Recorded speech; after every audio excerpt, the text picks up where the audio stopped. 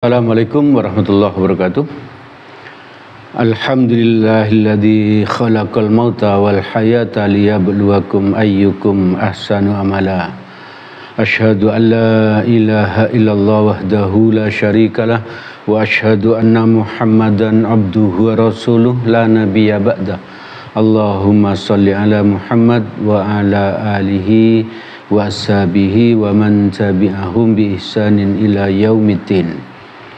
Jemaah Majelis Taklim yang dirahmati oleh Allah, mari kita senantiasa terus bersyukur kepada Allah karena Allah terus memberikan nikmatnya kepada kita yang sangat banyak.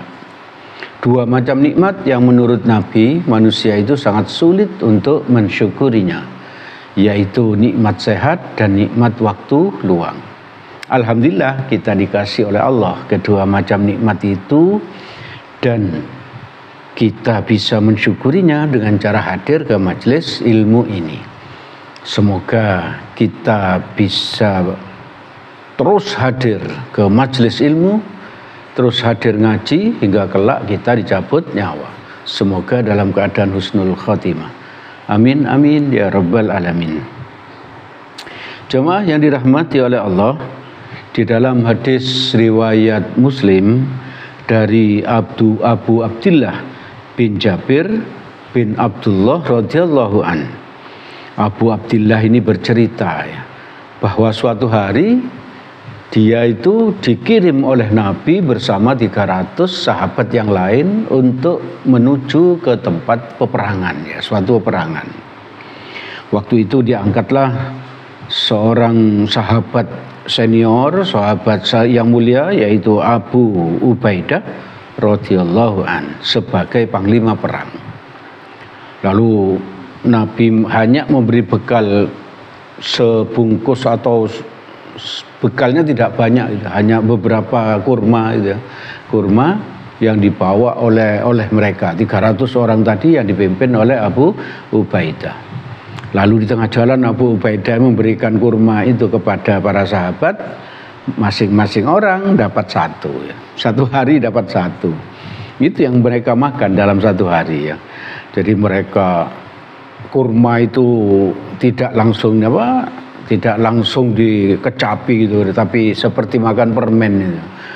Lalu setelah itu agak lama kurma itu habis, lalu minum. Cuma satu kurma dalam sehari semalam. Karena ada yang tidak tahan dengan hanya satu kurma itu, di jalan mereka ada yang makan daun-daunan itu dibasahi lalu dimakan. Tapi para sahabat ini tidak ada yang mengeluh, ya. Dalam kondisi seperti itu mereka tetap bersemangat untuk membela agamanya Allah, untuk mentaati perintahnya Allah dan Rasulnya, Hikmah apa yang bisa diambil dari hadis ini? Bahwa para sahabat atau tentara Islam itu sangat taat kepada Allah dan Rasul. Mereka taat sekali. Dalam kondisi sulit seperti itu pun mereka tetap berangkat ke medan perang. Tidak ada yang mengeluh sedikit pun. Terus coba kalau kita bandingkan, ibu bapak, saudara-saudara yang dirahmati oleh Allah, dengan umatnya Nabi Musa, ya. Ketika umatnya Nabi Musa itu diajak oleh Nabi Musa untuk berperang, mereka membantah, mereka menjawab, menolak kepada Nabi Musa. Hal ini diabadikan oleh Allah di Quran surat Al-Maidah ayat 24 yang bagian akhir. A'udzubillahi minasyaitonirrajim. Fadhhab anta wa rabbuka faqatilan inna hahuna qa'adun. Artinya, pergilah kamu, wahai Musa, bersama Tuhanmu. Kurang ajar sekali ini, ya.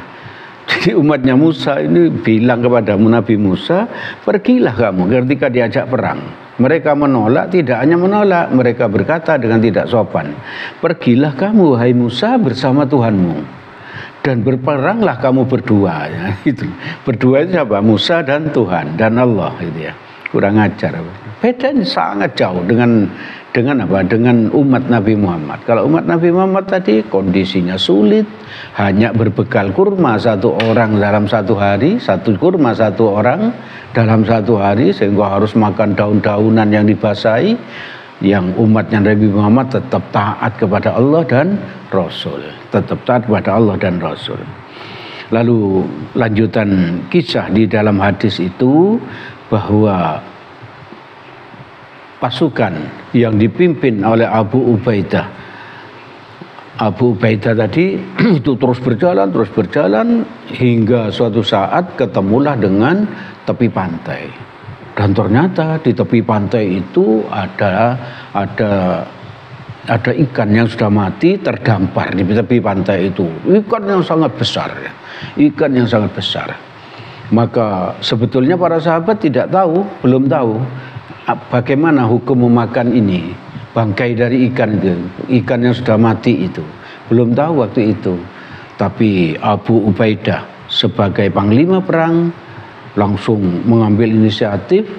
Dia berpikir bahwa karena dalam kondisi mau berperang fisabilillah dan bekal mereka sangat-sangat kurang, yaitu hanya satu kurma untuk satu orang, maka Abu Ubaidah langsung bilang apa? Ikan ini tidak haram untuk kita makan. Maka mereka makan dari ikan itu karena ikannya sangat besar.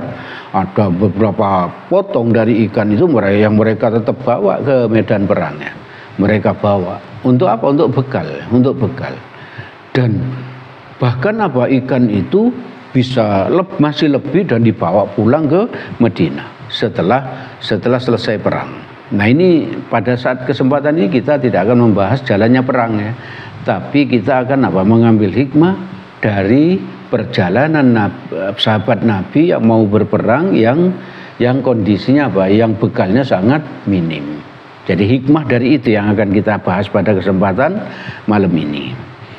Lalu setelah mereka sampai di Madinah, setelah peperangan usai sampai di Madinah, lalu mereka bercerita kepada Nabi. Kenapa mereka bercerita? Karena mereka khawatir apa yang mereka makan itu nanti menjadi haram gitu. Menjadi haram. Karena mereka belum tahu.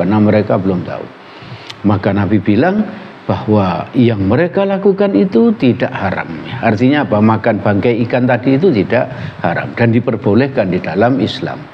Dan itu menjadi dasar bahwa bangkai ikan itu tidak haram untuk dimakan.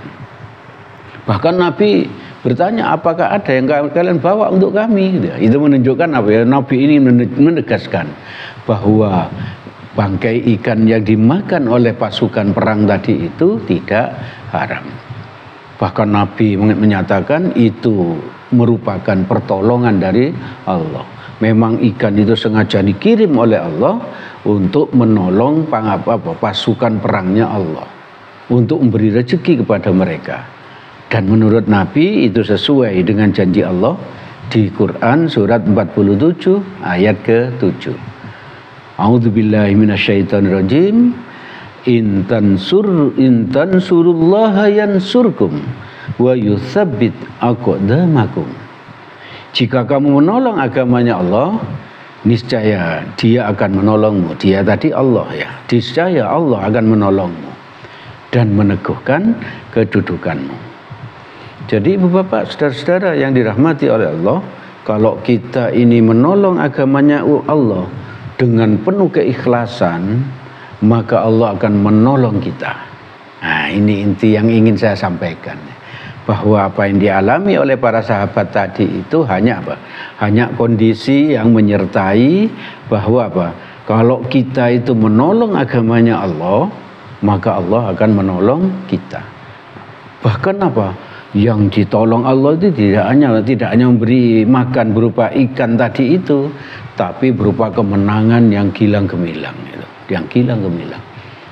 Demikian juga kalau kita ingin ditolong oleh Allah, maka mari kita sering-sering menolong agamanya Allah dengan ikhlas. Bagaimana cara menolong agamanya Allah? Tidak sulit ya. mengajak orang lain untuk berbuat baik, itu sudah menolong apa agamanya Allah. Tidak mesti berperang ya, karena negara kita sekarang tidak sedang berperang ya. Jadi tidak harus berperang. Kita ajak orang yang yang beragama Islam untuk untuk sholat ke masjid, itu berarti sudah menolong agamanya Allah.